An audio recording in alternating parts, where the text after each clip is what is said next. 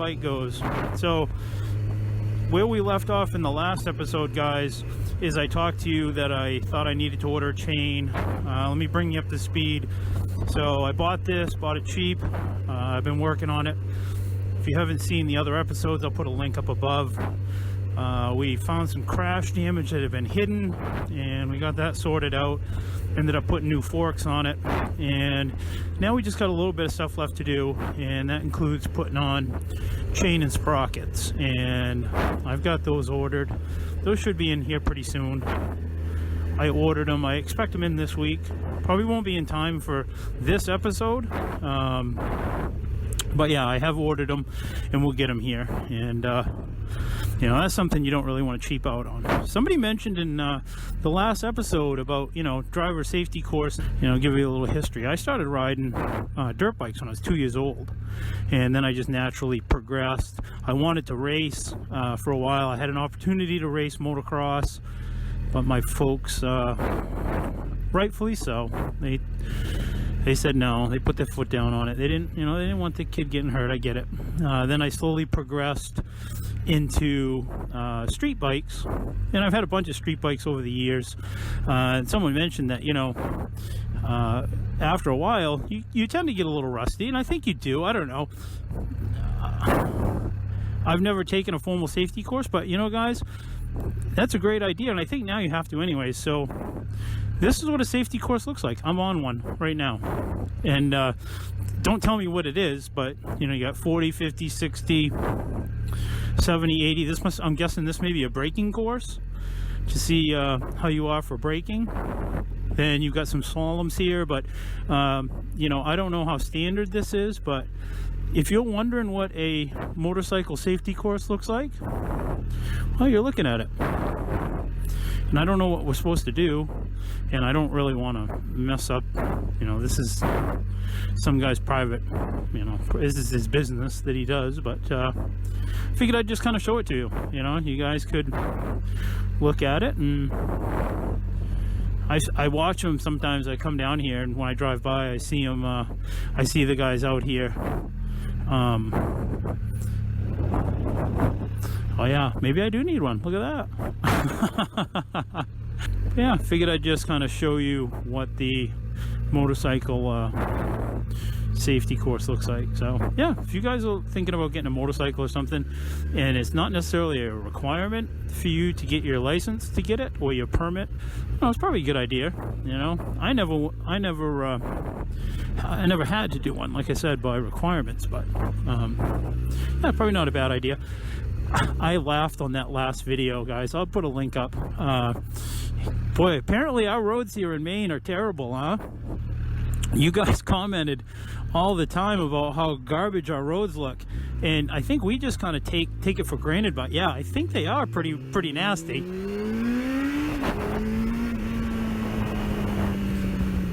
Oh my god, I love this bike. It's just so fun, guys. It's so comfortable. You know, it's just got a comfortable seat. I don't know, it's just a real comfortable, solid feeling bike. It just feels planted, you know. So anyways, let me get back to what we got left to do, and this will probably be maybe next week's episode, to get the bike just about perfect, you know. This gas gauge still is not working. Sometimes it will, sometimes it won't. That's kind of irritating. So I think it's a connection under the tank that we got to do, so no big deal there.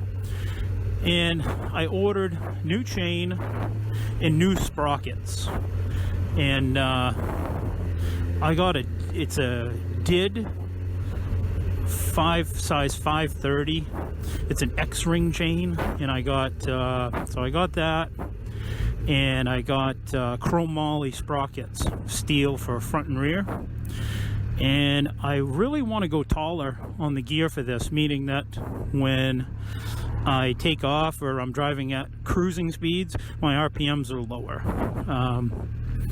You know, back when I was younger, I wanted it geared down real low, so it was just quick on takeoff. You know what I mean? Just real snappy. And this bike seems to be geared down pretty low already, so I think it could stand to have a taller gear. So we got chain and sprocket and fuel gauge to fix. Can you see down there the left caliper? Oh shit, these railroad tracks suck. You see that caliper down there? It's got a little run out in it. I didn't catch it when I was balancing the tire, so I ordered a new left rotor. I'm guessing maybe it got bent from the crash damage, and I just didn't catch it. So I got a new rotor for that. It's already here. And what else? Oh, I got to adjust the valves. Funny story. So the guy that I bought this bike from, remember I bought it during the snowstorm, right? He sends me a text and it says, "How are you enjoying the bike?" And I said, "I'm loving the bike. It's running real good now that I put some of that Berryman's B12 chem tool stuff in it and I replaced the plugs." Well, he says it's probably due for plugs because I never replaced them when I had it. So he had the bike for 10 years. Who are these people? So he had the bike for 10 years and never even put new plugs in it. I mean, I don't want to talk down on the guy, but it just kind of seems like he just put gas in it and that was it. Maybe he changed the oil. Who knows? So that's one of those things where I was telling you guys, if you're going to buy a used motorcycle, geez, just take your time and go through it because your safety depends on it. You know, I'm so glad that I caught this damage that was done to the front end and stuff. You know, we found missing bolts in the forks, and you know, I trust this bike with my life now, and you kind of have to. And if you're not going to be able to do it yourself, or you just don't have the skill set to be able to go through it from beginning to end to make sure everything's safe, then take it to somebody who will. You know, it's not worth taking a chance, you know, hoping that something's right, you know. But yeah, I love this bike. So initially I was going to sell it, as I told you guys, but I don't think I'm going to now. I'm going to keep it. The bike doesn't owe me nothing. I picked it up super cheap. If I told you how cheap I picked it up, you guys probably wouldn't believe me. But you know, I kind of got to keep that to myself because at some point I may want to sell this bike. Yeah, our roads are bad here. This one isn't too bad right here, but in Maine, yeah, our roads get pretty beat up from the winter. So another thing I got to do that I'm unfamiliar with, I've never done it before, but I don't think it's going to be too tough. I got to adjust the valves on this, and the manual says like at 600, I think, when it's new, you got to do it then, and then it requires it to be done, I think, at maybe 7,500, and it's either 11,000 or 15,000, but we've already hit 11. We're 11,445 right now, and when I bought the bike it had 11,100. So my feelings is that if the guy didn't change the plugs in 10 years, that he did not adjust the valves on this. I'm sure of it. I would be amazed if he did. So probably one of these days, sooner than later. Holy, that guy's car is on fire. So chain and sprockets, fix this gauge, do the front rotor up here, and adjust the valves, and that's it. And like, this bike is ready to go. I swear guys, I would take this bike cross country in a heartbeat after I do that stuff. I trust it, you know. And that's the great feeling about doing this stuff yourself, you know. If you're putting yourself into it and you know what you got for time in it, you know, I trust it. I trust that this won't leave me stranded. I'll tell you what though, first time it does, I'm pushing it out to the front lawn and this for sale. There, I got my daughter a little McDonald's, little snack for her.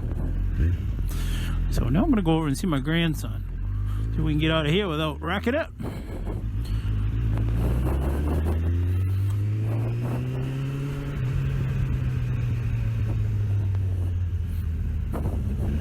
Yeah, these roads are pretty rough. Wherever you guys are from, why don't you guys tell me what your roads are like? Let me know where you're from.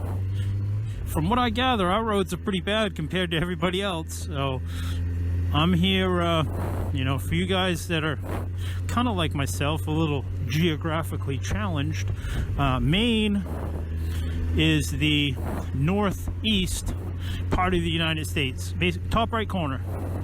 We kind of border Canada. All right, I'm almost to my daughter's house, so we'll get back to it here in a minute. Looks like we're going to be getting some rain too, so maybe we'll be going back home in the rain. Not overly keen on riding in the rain, but hey, you know what? I'm not made of sugar, I won't melt.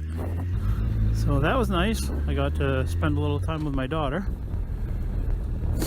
This chucklehead.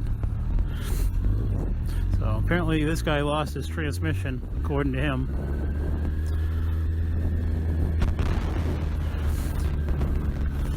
Faces of meth. But yeah, these roads are bad, huh guys? Brutal. Like, look at this thing through here. Now you drive it like this, like you're going through the whip section, you know? Drive it off the seat, standing on your pegs. It's ridiculous. I would expect maybe next week's episode, I'll probably put chain and sprockets on it.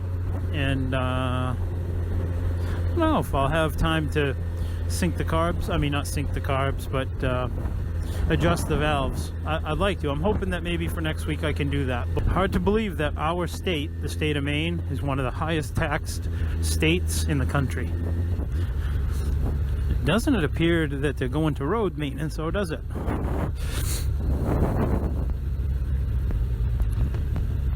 So look at this, guys. Look at the river. This is Kennebec River, I think. And that's a dam over there. Then the railroad yard is on the other side of that, on the other side of the river. Look at these roads, guys. Good stuff, huh? This will shake your feelings loose.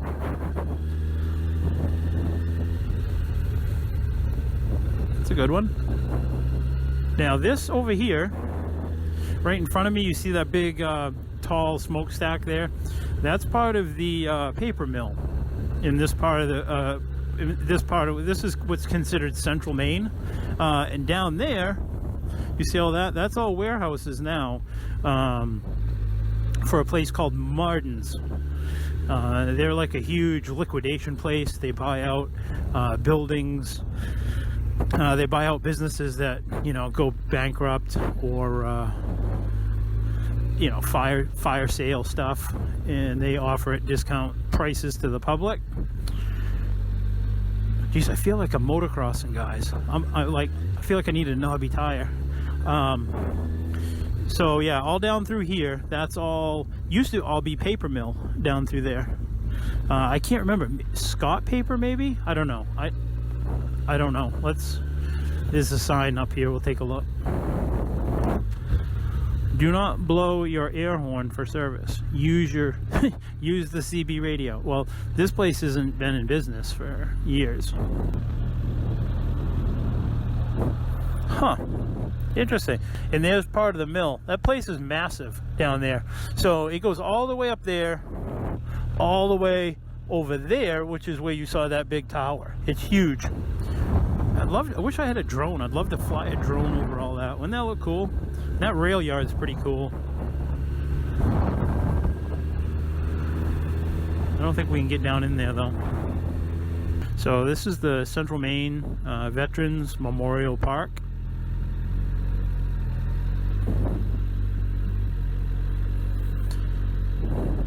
And this is pretty nice because they list all the counties in Maine. Maybe we'll do a tour down here sometime and I'll show it to you guys. They list all the counties in the state of Maine, which we here are in Kennebec. And as you can see, it lists all the people that died in the war. So, you know, U.S. Navy, Army, it's got all branches here. So Marines, USMC.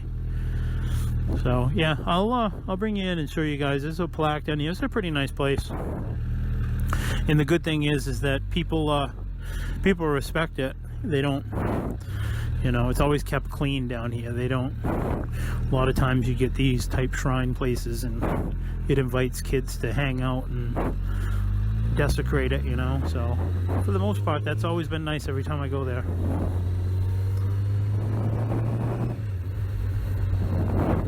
You could tell it's summer. It's still pretty cold though. People are out jogging. Good for them. Matter of fact, speaking of that, I'm gonna go hit the gym myself. It's 5:30, and yeah, I gotta get a workout in. I haven't had one in for a couple days, and if you guys work out, you'll know what I'm talking about. I feel it. I need it. All right, let's go. All right, guys. Till next week, I'll see you then. I want to thank you guys for watching. Thank you guys for tuning in. If this is something that you like, please don't forget to rate, comment, and subscribe. Till then, stay safe. See ya.